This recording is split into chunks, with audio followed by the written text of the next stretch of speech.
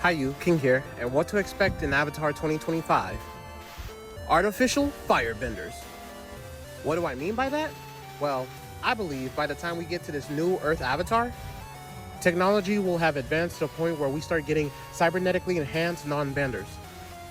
And since we already saw in Korra's era power mech suits that were able to shoot out both electricity and flames, since the creators talked about this new era being cyberpunky, I can definitely see the same technology used for the power mech suits being made more slim and smaller to be used as prosthetic limbs for non-benders to be able to shoot out flames, shoot out electricity, just like firebenders. But where they won't have the control over fire like firebenders, they'll have mass production through people wanting to be firebenders and have that power. Plant Bending Nation. Now what the heck could I even mean by that? Well, I tell ya, we only saw one plant bender in the entire series, and that was Hugh of the Water Tribe people that split off to go and live in a swamp. Other than him, there was just Katara, who in the comics did it once. But I believe in this new era, there will be more than just one or two plant benders, that there will be an entire nation of water benders able to manipulate the vegetation of jungles, forests, and yes, swamps. That rise the spectrum of personalities from eco-friendly nature hippies to eco-extremists who holds the sanctity of nature above the lives of both non-benders and benders who pollute it, which could be a relatable issue for the new modern-day Avatar to tackle. More airbender flyers. And what does that mean? Well, simply that Zahir will become like a legend, a messiah figure spreading the word of Guru Lahima. That by severing all attachments to the physical world, an airbender can achieve flight.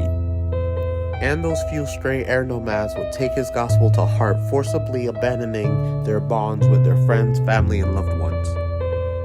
But as a result, deepening their belief in him and his teachings by gaining the power of flight in return. And also giving them a strong sense of equivalent exchange. Being unable to gain something great without sacrificing something of equal greatness first. Iron sand benders. Have any of you ever heard of lodestone?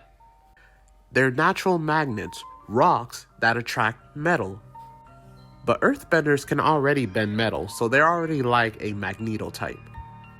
But there are also substances called iron sand that's great for magnetism.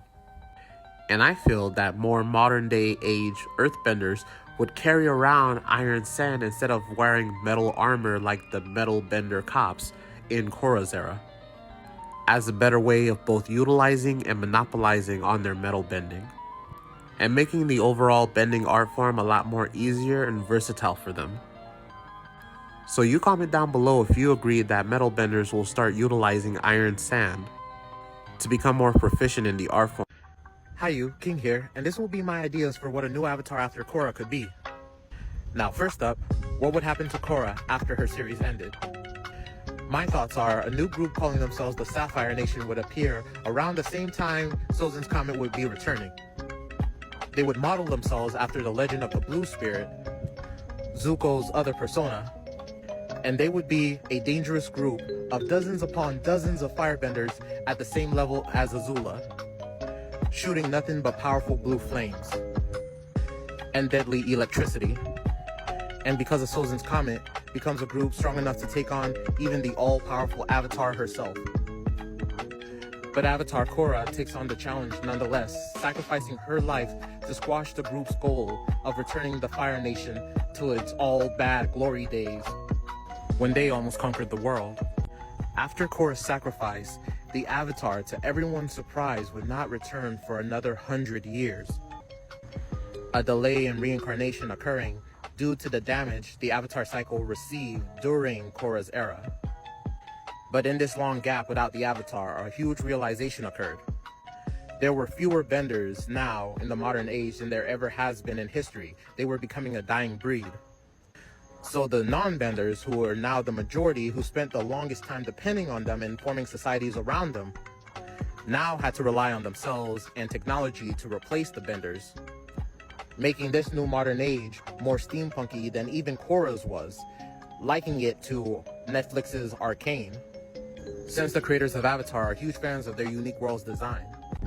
There would be a new queen of Ba Sing Se, one similar to the one who tried to collect all the Earth Nation people who turned into airbenders to create an elite Dai Li-like force of airbenders to protect her and utilize against the other nations, but be more cunning and manipulative, like an Azula type, would be obsessed with eternal life and finding a fountain of youth type answer.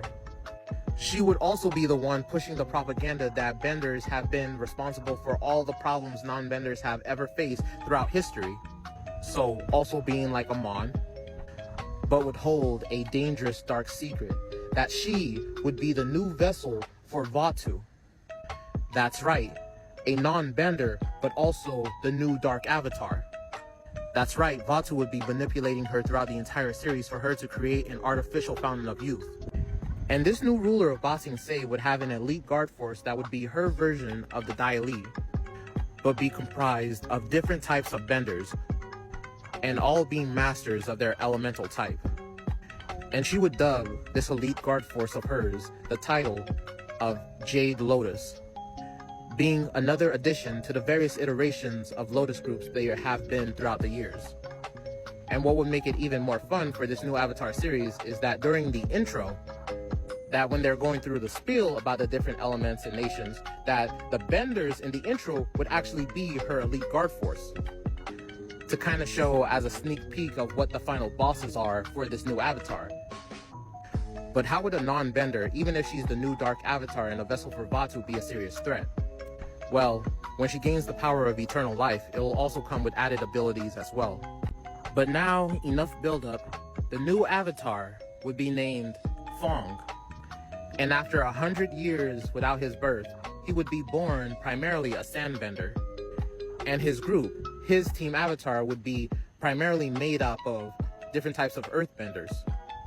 From metal benders to lava benders to crystal benders, and would even have a blue firebender and a tech genius to round out the group and make it even better. The main avatar, Fong, would be like a Gojo type from Jujutsu Kaisen. He'd have nothing but Riz, being full of himself, which would be his greatest strength, but also his greatest weakness. And he and his group would be seen as terrorists by the people, as their missions would primarily involve wrecking factories and machines that pump the very lifeblood out of the natural world because of the Queen's overall plan. Now, Fong and his group would travel around the world destroying these various fracking spots set up by the Queen. They would travel in this huge vehicle-like contraption called the Box, made mobile by their various earthbending to be able to travel in various all-terrains. And during their many travels, Fong would be constantly trying to mend the avatar cycle that was made broken by the various ordeals Avatar Korra had took during her era, eventually allowing him to speak with various avatars like Avatar Korra and Aang directly. And this series is primarily going to rehash the political ideas made apparent during Korra's Book 1, when Amon was spieling about how non-benders no longer needed benders in the modern era. It will also be a satire about how modern people are too lazy, relying heavily on technology and political figures to make choices for them. And the overall story would not just be about Fong trying to return balance to the avatar cycle, but the overall world too, since benders are seemingly going extinct, and would raise powerful questions such as, can you really stop innovation? And do benders really need to exist if the natural world deems them no longer necessary? And as we all know, Avatar Studios is coming out with a variety of different projects, aside from their new Avatar series coming out next year. So I just thought it'd be fun just to throw out this concept for a new Earth-based Avatar, being inspired by how they did Korra series, showing that the creators are not afraid to not just evolve characters, but change their overall world, as change is a byproduct of time, specifically the sands of time, for this sandbender of an avatar, Fong. And if you like everything I had to say, then like, share, subscribe, and follow.